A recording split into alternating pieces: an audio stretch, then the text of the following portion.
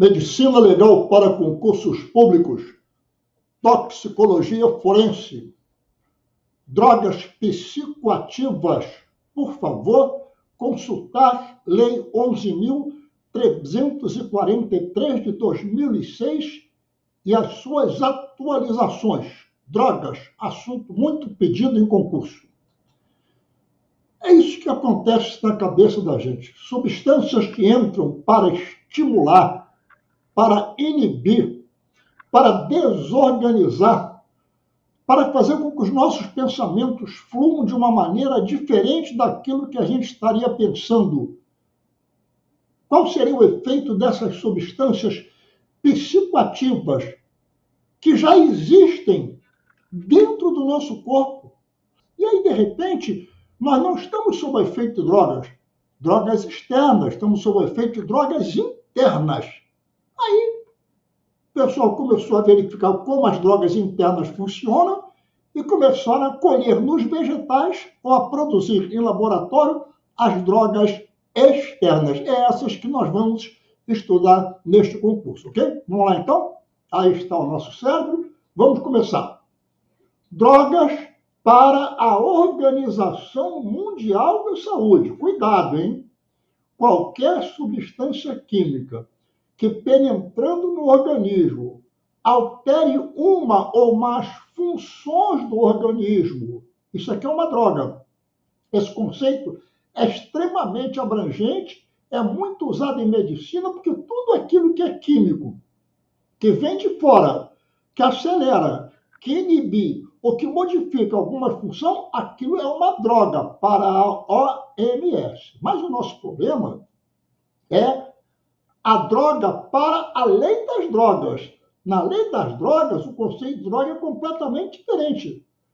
Droga são as substâncias ou produtos capazes de causar dependência. Cuidado, esses são drogas. Assim especificados em lei, agora, hein?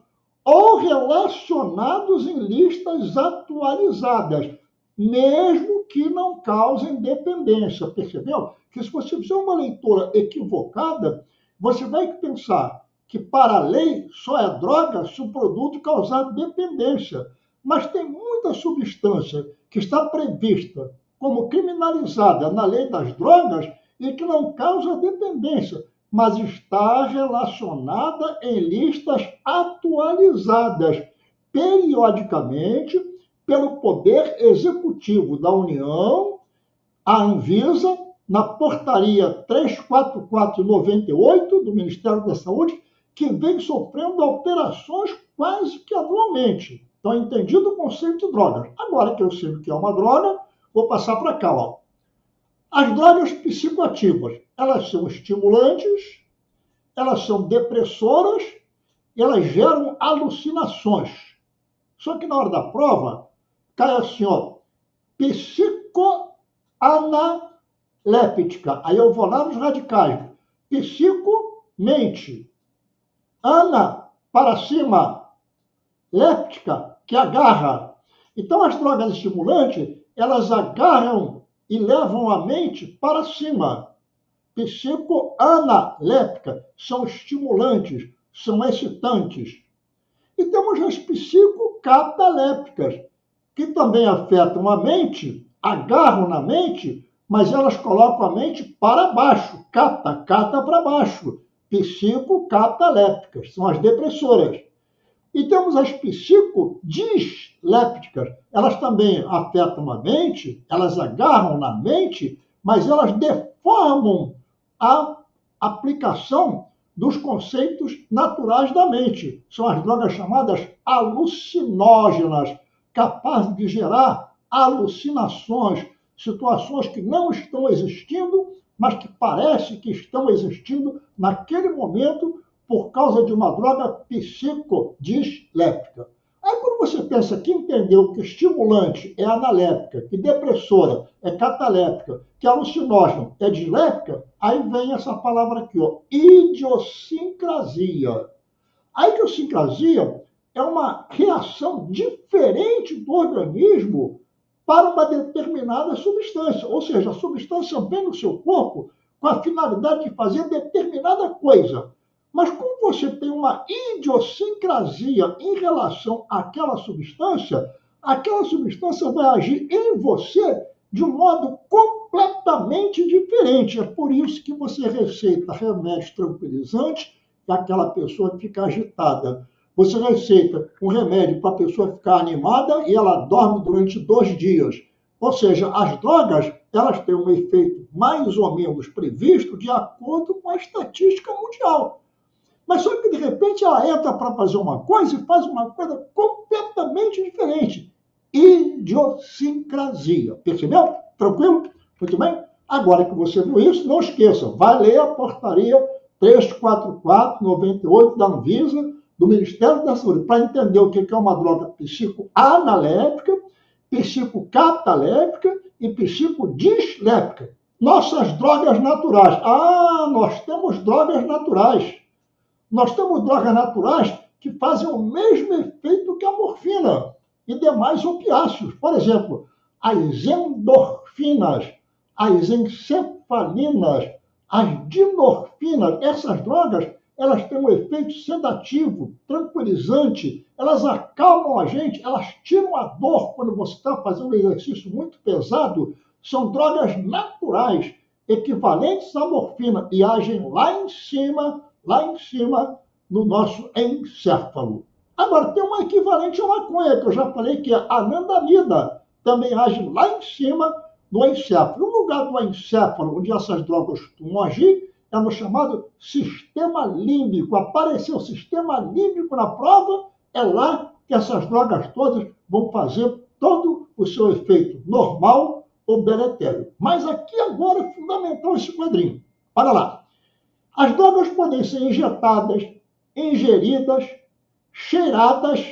E aí, cuidado, a droga cheirada, aquela que entra pelo nariz, vias respiratórias, vai para o pulmão, cuidado, quando ela vai para o pulmão, depois que ela sai do pulmão, ela vai direto para o lado esquerdo do coração.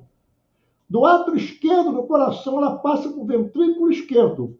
Do ventrículo esquerdo, ela sai pela maior artéria do corpo humano, chamada artéria aorta. E da artéria aorta vai ser difundida para todo o corpo. Vai para o fígado, vai para o rim, vai para o estômago, vai para a pele, vai para os músculos. Mas note bem o nosso desenho. Ó. Assim que ela sai do ventrículo esquerdo, na artéria aorta, sai um tronco lá para cima. As carótidas, que vão jogar o sangue direto lá no cérebro. Veja só, antes desse sangue passar por todos os demais órgãos, ele vai agir diretamente no cérebro. Por isso que as drogas fumadas, cheiradas, elas têm um efeito mais rápido do que a droga injetada, a droga deglutida. Percebeu? Muito importante, cuidado com as drogas cheiradas. Elas têm um efeito muito mais rápido do que se ela for injetada na sua circulação. Pronto? Muito bem? Vamos lá. Aí, visto isso, como elas penetram no organismo? Através da pele, porque a pele é o maior órgão do corpo humano, mas também é uma forte barreira para as drogas, mas permite a penetração de algumas drogas, sejam injetáveis, sejam aquelas drogas absorvidas pelos poros. Quem é que não sabe daqueles adesivos para a gente ficar mais resistente a determinadas substâncias, como, por exemplo, a nicotina, aqueles adesivos que as mulheres usam para repor os hormônios menstruais, tudo aquilo passa através da pele. Agora, normalmente, o fígado é o principal órgão de destruição, de metabolização das drogas. Então, toda vez que você ingere alguma droga, essa droga no tubo digestório, ela vai passar pelo fígado e que já vai diminuir grande parte do efeito maléfico das drogas. Só tem uma coisa, ele tira o efeito ruim para o organismo, mas o fígado começa a sofrer com a quantidade de drogas que o indivíduo está ingerindo. Percebeu? Então, cuidado com as drogas deglutidas. Muito bem? Muito bem. Agora, a via respiratória é o caminho mais rápido, já falamos isso. A via respiratória é mais rápida do que a via venosa, do que a via dos líquidos injetados. Aqui está aquela explicaçãozinha que eu dei sobre o coração, percebeu? Vou ressaltar a importância da via circulatória. Muitos acreditam que a via circulatória seja a mais rápida. Isso é um equívoco. A droga que é injetada através de injeções, através de aplicações de agulhadas nas veias, esse sangue circula pelo corpo. Ele vai para o lado direito do coração. Daí precisa passar pelo pulmão. Depois vai para o lado esquerdo do coração. Aí depois é que essa droga vai ser distribuída, que vai passar pelo cérebro. Mais tarde vai passar pelos demais órgãos. Então, cuidado, a via circulatória não é a principal. Então, a gente já entendeu que as drogas entram no corpo, vão atuar principalmente lá em cima no encéfalo, num lugar chamado sistema límbico, e vão estimular, vão inibir ou vão distorcer o entendimento da situação que o indivíduo está vivendo. Psicolépticas, psicoanalépticas, psicodislépticas. Essas são as questões que vão aparecer na sua prova. Que não comecem esse estudo sem olhar a Lei 11.343 de 2006. Veja principalmente o que consta no artigo 1º, onde se dá a importância da Anvisa na definição de drogas. E sempre está havendo uma atualização da lista das drogas proibidas ou permitidas pela Anvisa. Então, vai lá na portaria 344 de 98, que ainda é essa que está valendo, e veja a resolução 767 de 8 de 12 de 2022. 8 de 12 de 2022 é a que está valendo atualmente, ok? Então, dada esse início, você pode ficar confuso. Uma olhadinha neste quadro. Olha lá, cocaína, crack, merla, essas são substâncias psicoanalépticas, estimulantes. Ora, professor, se elas são psicoanalépticas, o que estão fazendo aí na aula sobre psicodisléptica? É que muitas vezes as reações das substâncias dependem muito do receptor. E às vezes a droga é uma droga simplesmente psicoanaléptica, mas causa efeitos alucinógenos. Às vezes uma droga é alucinógena e causa um efeito psicocataléptico, ou seja, cada pessoa pode reagir de maneira diferente ao efeito da droga. Por isso eu botei a cocaína, o crack e a merla aqui junto com o LSD, junto com a psilocibina, a mescalina, alguns cogumelos, a maconha, que para muita gente é simplesmente uma substância psicocataléptica, mas que para outros é uma substância psicodisléptica. Então, muita atenção nisso. Às vezes, a droga numa pessoa age de um jeito e na outra pessoa age de um jeito completamente diferente. Agora, as anfetaminas, cuidado com as anfetaminas, onde o êxtase é o principal representante dessas substâncias. É dessa mistura aí que você vai trabalhar para você saber como é que vai matar o seu pontinho na prova. Então vamos lá, rapidinho. LSD, lisérgico sólido de etilamida. Derivado, cuidado, ergotamina. Ergotamina é um composto químico. E essa ergotamina, ela existe num cogumelo que ataca o centeio, que ataca as gramíneas. E quando a pessoa ingere esse cogumelo que está contaminando as gramíneas, ela pode apresentar reações que são produzidas pelo LSD. Cuidado, o LSD é preparado em laboratório. A ergotamina, ela é produzida pelo cogumelo, ok? Mas, de qualquer maneira, o LSD vai agir no corpo humano exatamente como age a ergotamina. Só que a ergotamina é produzida diretamente pelo esporão do centeio, pelo cogumelo. E o ácido lisérgico é produzido em laboratório. Agora, quando aparecer na prova cogumelos alucinógenos, muita atenção no cogumelo chamado peiote, porque é daqui que vai sair uma substância chamada mescalina. Cuidado com outro cogumelo, da onde sai a psilocibina. E outro cogumelo que produz a muscarina. Então, repare, nós temos cogumelos produzindo substâncias químicas que funcionam no corpo da gente como se fossem substâncias alucinógenas. E temos o chá do Santo Daime, a ayahuasca, que significa o cipó do espírito, o cipó dos mortos, o cipó do defunto, o cipó das almas, o chicote das almas. Cuidado, quando falar em erva do Santo Daime, legal heights. Esse height aí não é de legal, esse height aí é de alto.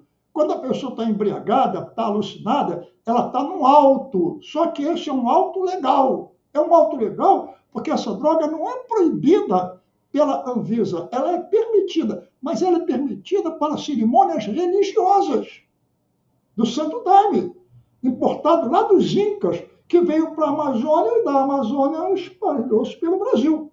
E hoje em dia, essa mistura, a ayahuasca, que é um cipó, misturado com folhas de uma planta chamada chacrona, essa mistura, aquele cozido e aquela fervura sai um chá, e a pessoa toma aquele chá, e aquele chá deixa a pessoa alucinada. Isso é permitido nas reuniões religiosas.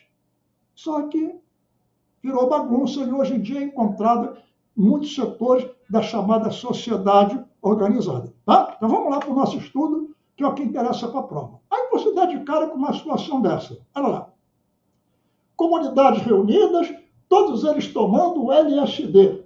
Aqui a realidade é uma realidade completamente diferente. Aí, como o nosso tempo é curtinho, eu coloquei aqui algumas noções para você ver o que é o LSD, a dietilamida do ácido lisérgico. Cuidado, isto aqui é uma droga sintética, preparada em laboratório. Mas as pessoas tinham a sensação do LSD quando mascavam gramíneas, mascavam o centeio contaminado pelo cogumelo Clavíceps purpura. Então, cuidado, não confunda o LSD feito em laboratório com aquele indivíduo que tem sensações de ter tomado o LSD quando masca as gramíneas contaminadas pelo esporão do centeio. Aqui eu botei uma imagenzinha como é o centeio, bonitinho, e aqui o centeio contaminado pelo Clavíceps purpura. Às vezes o cara na plantação ele ingere esse material contaminado e neste material contaminado sai a substância chamada ergotamina, que é a precursora do LSD, que no nosso organismo, então, faz o efeito do LSD, ok? Muito bem?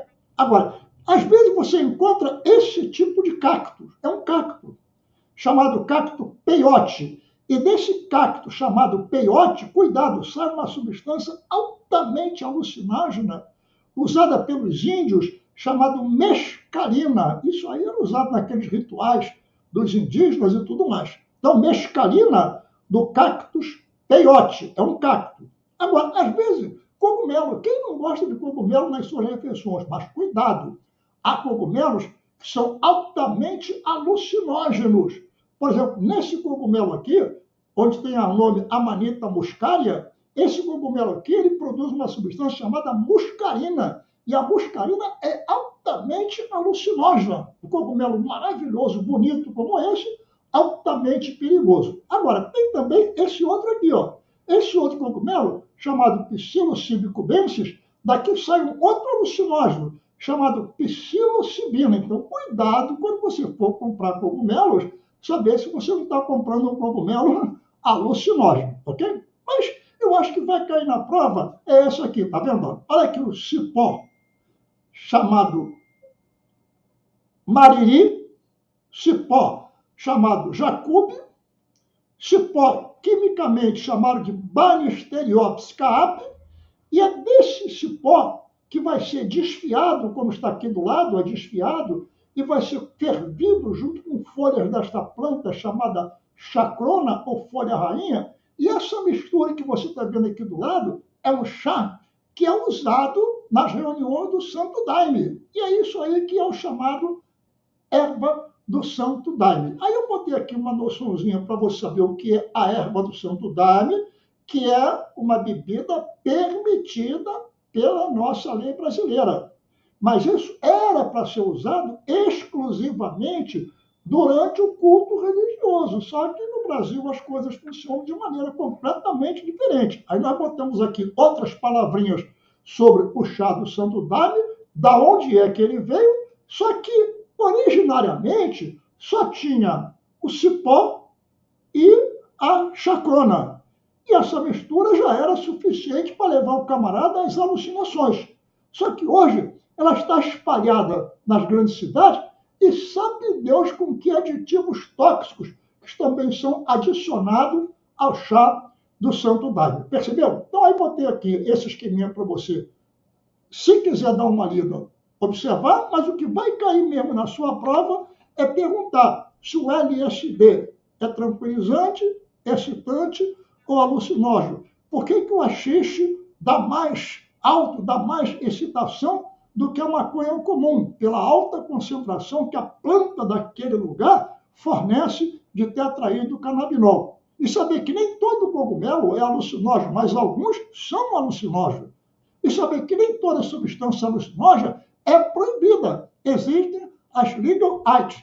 Esses legal rights não quer dizer que elas sejam legais puramente. Elas não são criminalizadas pela Anvisa. A cocaína é um dos estimulantes de origem natural mais antigos, situado entre os mais potentes e perigosos. Dê uma lida nesta página.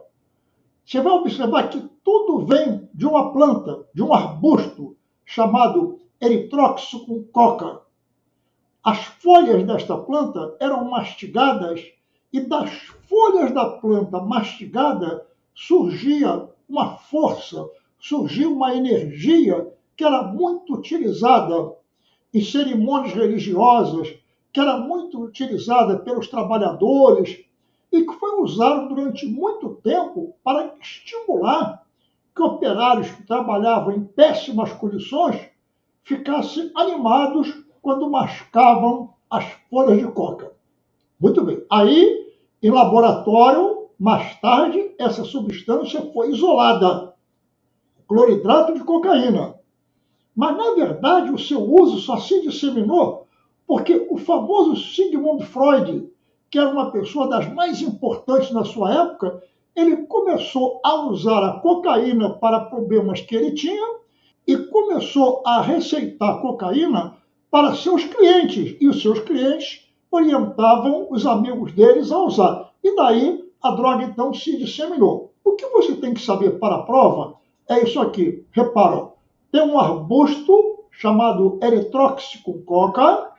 Desse arbusto você tem as folhas, e aqui das folhas é que sai a cocaína.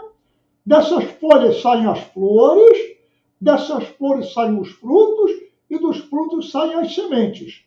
Então, o que importa são as folhas de cocaína. Essas folhas são preparadas e depois transformadas na pasta base que vai dar origem à cocaína, que vai dar origem ao crack, que vai dar origem ao óxio, que vai dar origem à merla. Apareceram esses nomes na prova, nós estamos falando de cocaína. Agora, como é que essa substância age? Olha, lá em cima, no nosso encéfalo, tudo se passa quando compostos químicos naturais, como a norepinefrina, como a dopamina e a serotonina, essas três substâncias é que vão, em equilíbrio, manter a nossa funcionabilidade, a nossa harmonia, a nossa alegria, o nosso estímulo ou a nossa tristeza. Dependendo da quantidade normal dessas substâncias, vai tudo bem. Mas quando uma dessas substâncias começa a faltar, problemas começam a surgir. E o que é mais importante, quando uma dessas substâncias começa a entrar em excesso, aí o indivíduo começa a ficar agitado, começa a ter ideias que normalmente ele não teria, principalmente com a dopamina e com a serotonina. E justamente a cocaína vai estimular essas substâncias e fazer com que a gente comece a ter grande satisfação no uso dessa droga. E aí o que acontece? Ela pode ser usada em carreirinhas de pó, que vai ser inspirada, aspirada. Cuidado! Um dos elementos importantíssimos da cocaína é uma substância vasoconstrictora. Ela é anestésica e ela é vasoconstrictora. E como ela é cheirada com muita frequência, essa substância vasoconstrictora vai afetar os vasos da mucosa nasal. Quando ela é aspirada pela boca, vai afetar a mucosa do palato duro e do palato mole. E aí acontece de vez em quando essas lesões aqui. Repara, perfurações do palato, tanto do palato duro como perfurações do septo nasal. Outras pessoas, porém, não preferem aspirar nem inspirar a cocaína, preferem a cocaína injetável. E aí preparam a cocaína, colocam nas seringas, aplicam com as agulhas e essa cocaína vai então funcionar não só aspirada, como também inspirada, como também injetada. E aí vai acontecer a questão da prova. Observa lá. Se você pega as folhas do erythrocson coca e prepara, você faz o cloridrato de cocaína, que é a cocaína refinada. Mas, às vezes, você pega aquelas folhas e vai trabalhar essas folhas com bicarbonato e acetona. Você vai fazer um produto, pequenas pedras que formam o chamado crack. E esse nome crack, ele é derivado do fato de quando você acende, quando você faz a pirólise, a queima daquelas pedras, o bicarbonato se expande e aquela pedrinha estala, faz plac, faz crack. Daí o nome crack que ficou consagrado, percebeu? Bom, agora às vezes, você ao invés de você usar compostos, como por exemplo, aqueles que você usa, como o bicarbonato e a acetona, para fazer o crack, você prefere usar o ácido sulfúrico, o querosene e a cal virgem. Quando você usa o ácido sulfúrico, o querosene e a cal virgem, o produto que você faz se chama merla. E a merla também tem a sua composição de cocaína, só que tem mistura como o ácido sulfúrico, que é extremamente tóxico, como o querosene, que é extremamente lesivo, e como a cal virgem, que também é tóxica. O preço é mais barato, ele é fumado, não é aspirado, ele é fumado, vai direto para o pulmão e a sua absorção é muito rápida. Agora, você tem ainda uma outra mistura. Pega aquelas folhas de coca e vai trabalhar com gasolina, querosene e cal virgem. Quando trabalha com gasolina, querosene e cal virgem, o produto é o oxi. Bom, o que interessa para a prova é que seja cocaína, seja crack, seja merla e seja oxi, você está usando uma substância psicoanaléptica, que é a cocaína. Percebeu? Então aqui está um exemplo como é que é o crack, como o crack funciona. Essas pedrinhas são queimadas e aí vai acontecer uma coisa muito importante. Quando você queimar essa pedrinha, os produtos químicos que estão aqui dentro vão sofrer pirólise, vão ser queimados. Aí vai acontecer a explosão da pedrinha. O bicarbonato de sódio vai se expandir e vai liberar o gás carbônico, vai fazer o chamado crack. E a cocaína, ela vai ter metabólitos, ela vai ter substâncias que fazem parte da cocaína. Cuidado agora que é a questão de prova. Será que o indivíduo usou a cocaína em pó, o cloridrato de cocaína, ou ele usou a cocaína na forma de crack? Aí a gente vai fazer um exame dele. A cocaína é uma base livre. Ela pode ser solidificada e transformar no crack. E os produtos gerados pela pirólise da cocaína, o crack, vai fazer uma substância chamada éster de metilanidroequigonina. Presta atenção, questão de prova. Quando aparecer éster metilanidroequigonina, não tenha dúvida, esse indivíduo fumou crack. Fumou crack. Porque só aparece o éster de metilanidroequigonina quando você faz a pirólise do crack. Agora, quando você usa o cloridrato de cocaína, o metabolito que vai aparecer é outra substância. Vai aparecer o benzoilequigonina. Ah, entendi, professor. Se apareceu o metabolito benzoilequigonina, então ele usou a cocaína. Mas se apareceu o metabolito metilanidroequigonina, então ele usou o crack. Cuidado, isso não é exatamente assim, mas é assim que vai cair na prova, é assim que você tem que responder, entendeu? Aí tem aquelas maneiras tradicionais de vender o produto, seja na forma de papelotes, seja na forma mais moderna, que são os pinos, que são os tubinhos chamados de Eppendorfs. Os Eppendorfs são tubos usados em laboratório que agora o pessoal do tráfico usa para fazer as medidas mais precisas para a vendagem da cocaína. E quando a situação é do crack, as cenas que você vê são mais ou menos essas. Repara, onde o indivíduo está fumando crack, cercado por crianças, inclusive. Aí nós temos que saber quais são os crimes que esse indivíduo está cometendo no aliciamento a essas crianças, e pior ainda, se ele der o crack para essas crianças usarem. Ok? Muito bem. Aí o que eu fiz? Botei aqui uma série de pequenas explicações para leitura. Efeitos da cocaína a curto prazo. Aí botei aqui, para leitura, outros efeitos da cocaína a curto prazo. Apenas para leitura. Efeitos da cocaína a curto prazo, agora sintetizando. E agora, evidentemente, efeitos da cocaína a longo prazo. É isso aqui que você tem que dar uma lida. E aí, fazer o seu resumo.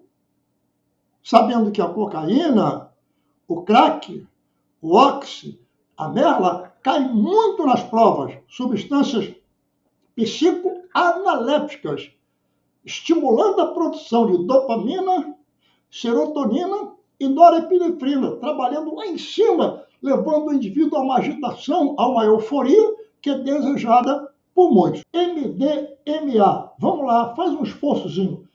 Metileno dioximetanfetamina, esse produto chamado modernamente pelos consumidores de êxtase.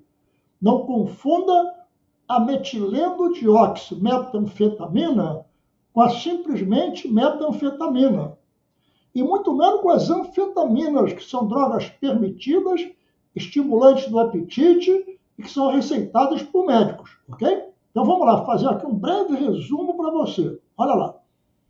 As anfetaminas, também chamadas de bolinha, rebite, quando trabalhadas com substâncias adicionadas êxtase, popularmente chamada de metileno dioximetanfetamina, na gíria do pessoal chamada de cristal, incluem a droga anfetamina e muitas das suas variantes, como essas que nós já falamos. Muito importante para a nossa prova é a metileno dioximetanfetamina, também popularmente chamada de êxtase. Reparou quantas vezes eu repeti?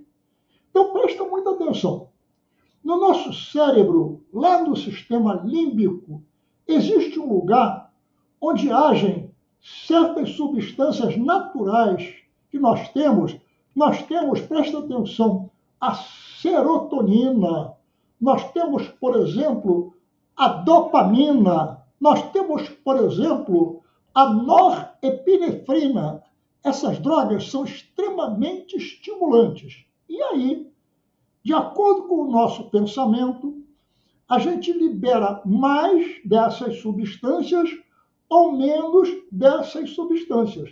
É claro que essas substâncias, quando são lançadas nas sinapses, a união entre o neurônio e outro neurônio, entre o neurônio e uma outra célula qualquer, essas drogas lançadas na sinapse, elas também são recaptadas. Então, existem drogas que aumentam a produção dessas drogas e estimulam mais o nosso corpo. Mas existem drogas que não aumentam a produção, mas impedem, e muito, que elas sejam recuperadas pela célula.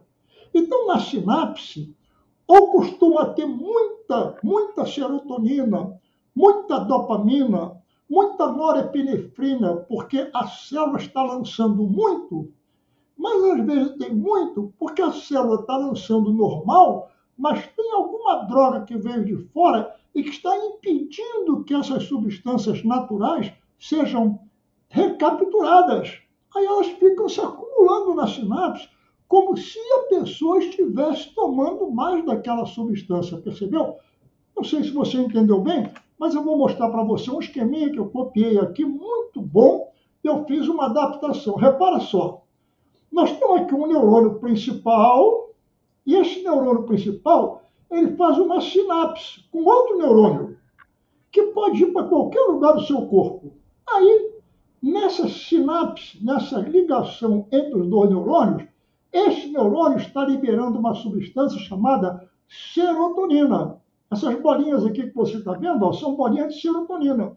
E a serotonina caindo aqui na sinapse, ela estimula o funcionamento desse outro neurônio. Aí o que acontece?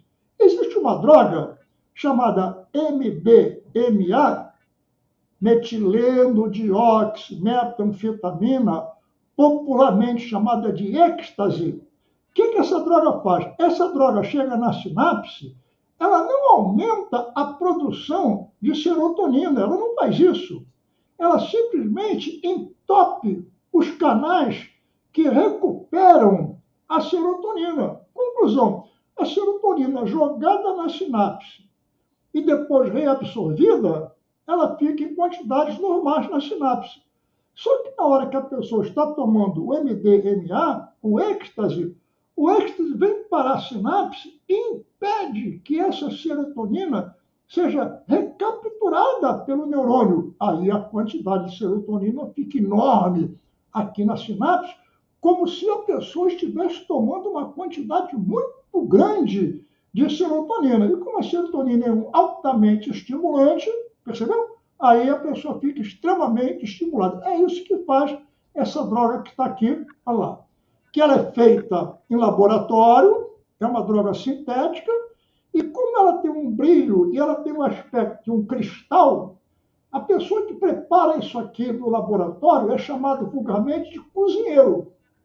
Isso aqui é droga quando está sendo fabricada. Aí as pedrinhas são colocadas aqui no saquinho, ó, e são vendidos para o consumidor. E às vezes elas são preparadas em laboratórios mais sofisticados, e aí elas são colocadas em comprimidos, em cápsulas. Cuidado, às vezes aqui nós temos produtos comercializados, anfetaminas. E às vezes aqui nós temos produtos criminalizados, as metanfetaminas, nós temos o êxtase e outros derivados. Cuidado, às vezes, quando você compra aquela droga no indivíduo que está trabalhando clandestinamente, evidentemente, ele pode estar colocando na substância que você vai ingerir, ou que você vai cheirar, ou que você vai injetar, porque a droga pode entrar no seu organismo de várias maneiras, ele pode estar botando substâncias altamente tóxicas, extremamente prejudiciais. Não se sabe qual é o pensamento daquele que prepara a droga para vender para a sociedade. Entendeu? Então, muito cuidado com isso, para você não comprar uma droga que pode ter, inclusive, venenos, pode ter substâncias altamente tóxicas. Essas drogas, muitas vezes, elas são batizadas, mas não para melhorar os resultados. Elas são batizadas para que o produto fique mais barato e dê mais lucro para o traficante, ok? Então aí está um breve histórico. Aí eu coloquei aqui algumas linhazinhas para você dar uma lida, para você tomar cuidado com as impurezas nas drogas. Muito importante que você leia isso. Aqui também você não deixa de ler isso aqui para você ver os problemas que o êxtase pode causar para você. Agora, ultimamente, o pessoal está usando muito uma substância chamada Ritalina. Ritalina, quimicamente, é um produto chamado metilfenidato. Essa substância é uma substância psicoanalética e que é vendida nas farmácias com prescrição médica. Atenção, candidato de concurso. Prescrição médica. Se você estiver usando Ritalina, você tem que ter uma orientação do médico por que você está usando Ritalina. Isso pode atrapalhar você quando você for tomar posse no seu concurso.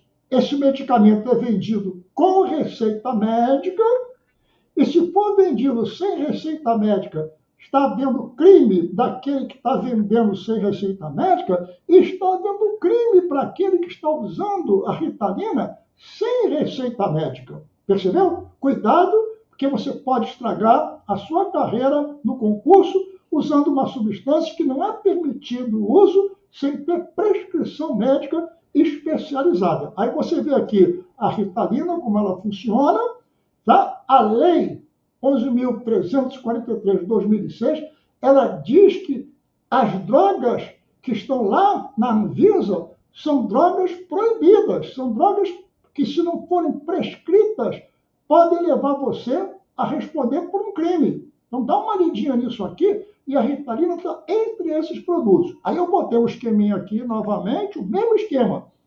Com uma diferença agora, ó. Veio o primeiro neurônio, só que agora ele não vai jogar a serotonina, vai jogar dopamina ou noradrenalina. Aí a noradrenalina e a dopamina vão estimular o segundo neurônio e tudo vai funcionar. Aí você toma a Ritalina e o que a Ritalina faz? Ela entra na sinapse e bloqueia os canais que fazem a recaptação da dopamina ou da noradrenalina. E tudo funciona como se a pessoa estivesse tomando excesso de dopamina ou excesso de noradrenalina. Não, não é isso. É que a Ritalina, ela bloqueia uma parte muito grande da recaptação da dopamina e da noradrenalina. E aí dá a impressão que a pessoa está tendo um excesso de dopamina ou noradrenalina no corpo. Percebeu? Esse é o funcionamento da Ritalina. Aí botei aqui um esqueminha para você dar uma lida, só para você ler com calma, insistir aqui por que é proibido você usar a Ritalina sem ter receituário médico. Isso pode atrapalhar a sua carreira no concurso. Botei mais duas imagens aqui das complicações que podem surgir com o abuso da Ritalina. Não vai cair isso na prova, mas é importante que você entenda. E aqui os efeitos a curto prazo e aqui os efeitos a longo prazo. Veja bem, você não pode misturar o efeito da droga com aquilo que vai cair na sua prova. A nossa preocupação é mostrar aquilo que vai cair na sua prova e mostrar também os efeitos deletérios que essas drogas podem causar na ânsia de você melhorar o seu aprendizado. A queratina da pele, dos pelos, da unha, da barba, do bigode, cílio, supercílio, ela absorve muito bem essas drogas, principalmente porque você tem que lembrar que o pelo, ele nasce, ele está vivo, ele tem células vivas. E a droga que entrou pelo bulbo capilar, trazida pelos vasos sanguíneos, ela fica nas células, mesmo nas células mortas do pelo, até cerca de 180 dias, mais ou menos. É claro que se o indivíduo estiver vivo, aquele pelo vai crescendo e a droga vai sendo eliminada. Mas se ele está morto, mesmo no cadáver, nós podemos encontrar por muito mais tempo essa droga ainda nos pelos, ainda nas unhas. Muita atenção no dia da sua prova, ok? Vamos lá, então. Visto que nós podemos encontrar a droga na urina, no sangue, na queratina dos pelos, das unhas, de qualquer outro lugar do corpo que tenha queratina, vamos começar. Quando você pega a maconha, tetraidrocannabinol, Você não vai encontrar a maconha, a cannabis sativa, o tetraidrocannabinol puro no sangue, a não ser que você faça o exame imediatamente. Mas você vai encontrar os metabolitos da cannabis sativa, os chamados canabinoides. E esses canabinoides são muitos canabinoides que existem, e esses canabinoides podem ser encontrados por muito mais tempo no organismo. Na urina, dizem alguns autores, até depois de 30 dias. Acredito que não seja tanto assim, não.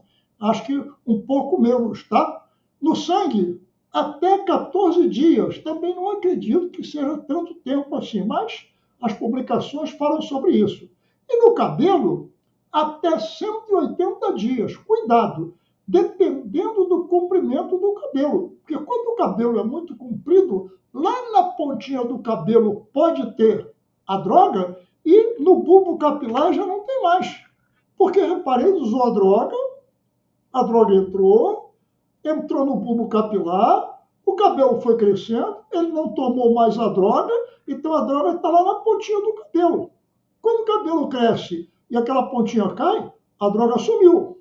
Agora, se ainda tem droga na base do pelo, é porque ele está tomando a droga recentemente, percebeu? A posição da droga no pelo vai indicar se esse consumo é mais antigo ou se esse consumo é mais recente. O que vale para esse metabolito da maconha, vale para todos os outros. Aí tirei aqui a maconha e botei a cocaína. Seja cloridrato de cocaína, crack, merla, oxi, o que vai se procurar é o metabolito chamado benzoilequigonina. Se for benzoilequigonina, você não tem a dúvida que foi cocaína que ele usou. Agora, se você encontrar a metilanidroequigonina, a metilanidroequigonina é típica do usuário do crack, da droga queimada.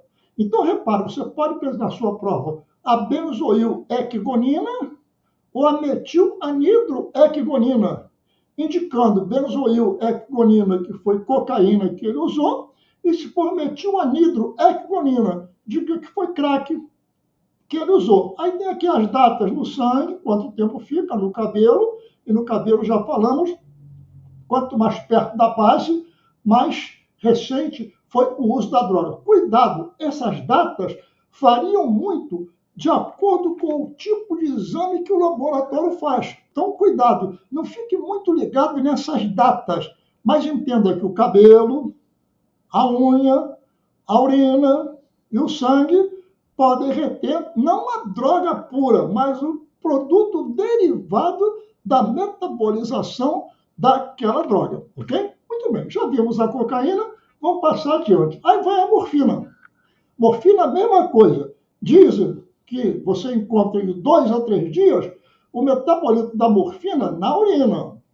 No sangue, pouco tempo, 6 a 8 horas. E no cabelo, como já mostramos, esses metabolitos podem permanecer até cerca de 6 meses, dependendo do comprimento daquele cabelo. Percebeu?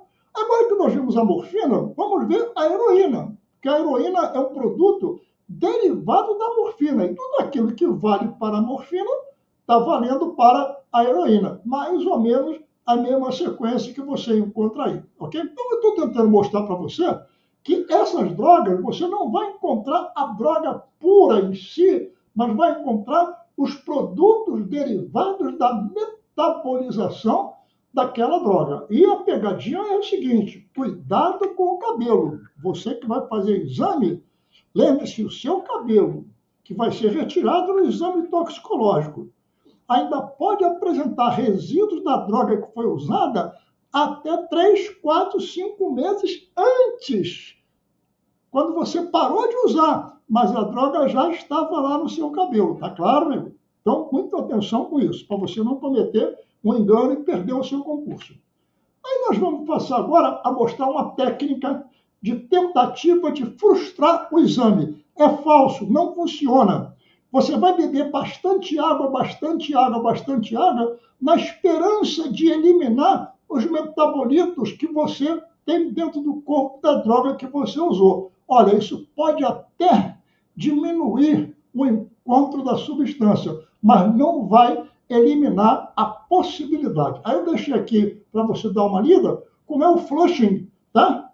O excesso de líquido que o indivíduo bebe para poder eliminar os metabolismos da droga que ele estava usando. Nem sempre funciona e cuidado, pode haver a intoxicação pelo excesso de água. Isso pode criar problemas para determinadas pessoas. Mas eu acho que a pergunta que vai cair na prova é mais ou menos essa aqui, ó. Como é que se faz o estudo médico legal dos pelos humanos para a gente poder verificar se tem ou não tem droga lá dentro? Então, a primeira coisa que eles perguntam é se o pelo que foi encontrado é humano ou se o pelo que foi encontrado é um pelo de algum outro animal. Isso acontece muito quando você só encontra o pelo. Você não encontra mais a pessoa, nem encontra o animal, mas encontra pelos espalhados no local onde está sendo feita a perícia. Aí você vai pegar aquele pelo e vai saber o seguinte, observa lá, ó. Os pelos nascem nos folículos pilosos de origem epidérmica, cercados por células da derme. Os folículos são vascularizados, formados por células vivas, com núcleo, citoplasma e com orgânulos. Aí ele vai crescendo, ele vai subindo, e à medida que ele vai subindo, as células já estão mortas. E agora você não vai encontrar mais nem núcleo, nem orgânulos citoplasmáticos. Aí eu botei um desenhozinho aqui para você não esquecer. Olha lá, o pelo. Aqui embaixo, olha, aqui embaixo tem vasos sanguíneos. Aqui embaixo as células estão vivas. Aqui embaixo elas absorvem a droga. Então a droga próximo da base, ela fica bastante concentrada. Aí quando esse pelo vai crescendo, a droga, veja, ela vai subindo junto com o pelo. Quando você encontra a droga lá na extremidade e não encontra mais a droga aqui para baixo, significa que foi um consumo antigo. Mas quando você encontra o pelo íntegro lá na ponta, mas encontra grande quantidade da droga aqui na base, indica que o consumo foi recente. Percebeu? É assim que você vai raciocinar. Aí, a gente vai perguntar a você como é que é a diferença do pelo humano para o pelo de animal. O pelo humano tem 3 camadas. Uma cutícula externa, uma cortical ou córtex, que é a camada mediana, e a camada interna, que é a medular. Cuidado, o pelo humano, a medular é muito fininha, ela quase que não existe. Dos animais, a medular é maior, é mais espessa. E a gente costuma dizer assim, ó, veja um lápis. O lápis tem 3 camadas. Essa parte aqui que está pintada de preto, aqui nesse lápis está pintado de colorido. Depois tem a camada de madeira, depois tem o grafite. Percebeu? A cutícula, a cortical, que é a madeira, e lá dentro o grafite representando a medula. Isso seria um pelo humano. Repare, a cortical é espessa, a medular é fininha, fininha. Quando você tem um pelo de animal, no pelo de animal, a cortical é mais estreita e a medular é muito grande. No pelo humano, quase você não vê a medular. Ok? Então, dito isso, a gente vai mostrar esse esqueminha para você aqui de novo. Olha lá. Você está vendo a cortical, está vendo a medular lá dentro e está vendo aqui fora, olha a camada que reveste o pelo. Olha que beleza essa fotografia feita aqui no microscópio. Olha como é a cutícula do pelo humano. Essa cutícula não existe nos animais, percebeu? Aí eu fiz um esquema grosseiro aqui para você ver esse pelo. Olha lá, tem a cutícula, tem a cortical e olha a medular como é fininha. Isso é típico de um pelo humano. Aí mostrei para você aqui, só para você dar uma lida, a diferença do pelo humano para o pelo do animal. E aqui, muito importante que você entenda, lá embaixo, no bulbo capilar, você ainda encontra células que podem mostrar o DNA cromossomial e o DNA mitocondrial. Depois que a célula morre, todos os seus orgânulos se perdem. E aí você, excepcionalmente, só encontra o DNA mitocondrial. Na verdade, você não encontra DNA nenhum, mas excepcionalmente pode encontrar o DNA mitocondrial. Isso aí é o que a gente vai fazer com que você ganhe esse pontinho na sua prova, ok? Então, grande abraço e até o nosso próximo encontro.